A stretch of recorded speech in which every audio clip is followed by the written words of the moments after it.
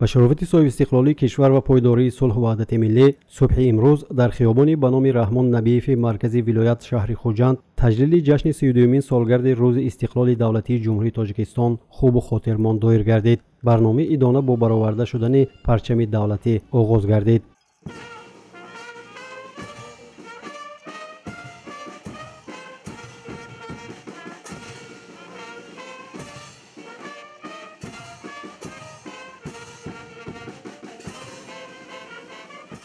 در چاره‌بینی امروزه راهبریت ولایت سوخت، رئیسان شهر و نواحی ولایت، تشکیلات و مؤسسه‌ها، سابقه‌داران مهنت، نمایندگان مقامات حفظ حقوق، دانشگاه‌های عالی، میانه، ابتدایی، کسبی و مهمانان و ساکنان شهر خوجند حضور داشتند. رئیس ولایت سوخت رجب‌آی احمدزاده تنتنه جشن را آغاز نموده از تاریخ نوین تاجیکان، نائل شدن به استقلال دولتی، جانبازی‌ها و سهم ارزنده پیشوای ملت در اعمار دولت دموکراتی دنیوی و حقوق بنیاد تاجیکستان که برای هر یک فرد تاجیک ارزی دیرینه بود یادآور شد.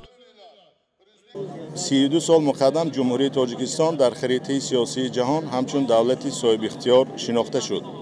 و امروز طفیل استقلالیت جمهوری تاجیکستان به بسیار دستاورد و کامیابی و موفقیت‌های زیاد موفق گشت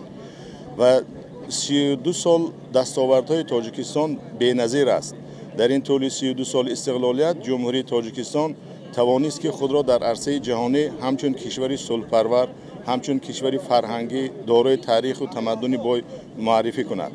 طفیل زحمت و تلاش‌های پیوسته پیشوای معظم ملت امروز کشور محبوب ما در عرصه بین‌المللی همچون کشوری که دارای یک تجربه بای دولتداری، دارای یک تجربه بای صلح‌آفرینی شناخته شده است. امروز در تمام دنیا تاجیکستان را همچون کشوری فرهنگی، همچون کشوری صلح‌آفر میشناسند و تجربه دولتداری ما را امروز اکثر دولت‌های جهان اعتراف میکنند و در تجربه خود استفاده میبرند. قید گردید که سهم اساسگذار صلح و وحدت ملی پیشوای ملت پرزیدنت جمهوری تاجیکستان محترم امامالله رحمان در بنیاد دولتداری ملی بی‌نظیر بوده، تحکیم ثبات و امنیت و نیک احوالی مردم، تطبیق هدف‌های استراتژیک کشور، برآمدن از بنبست کمیونیکاسیونی، استقلالیت انرژتیکی، تامین امنیت اوزقواری کشور و صنعت‌کنانی با سرعت نشان بالاروی مقام و منزلت تاجیکستان در عرصه بین‌المللی میباشد. خب امروز در ولایت سوخت به مناسبت همین جشن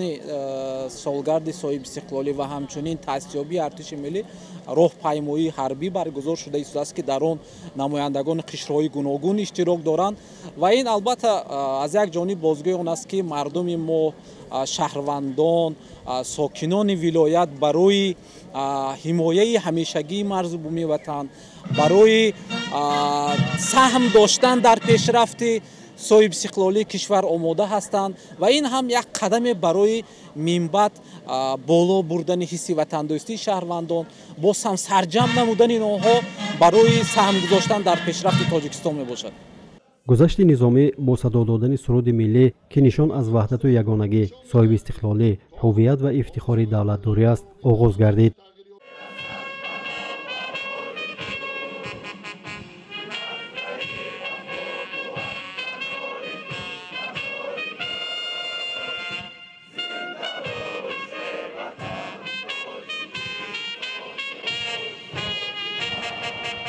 در گذشت نظامی جزء تام‌های گارنیزون سوخت و گواردی ملی، قسم‌های نظامی، واحدهای تعینات مخصوص، قشون‌های سرحدی و خشکیگرد، کورسانتان مؤسسه‌های تعلیمی حربی و هیئت سفربری شرکت ورزیدند.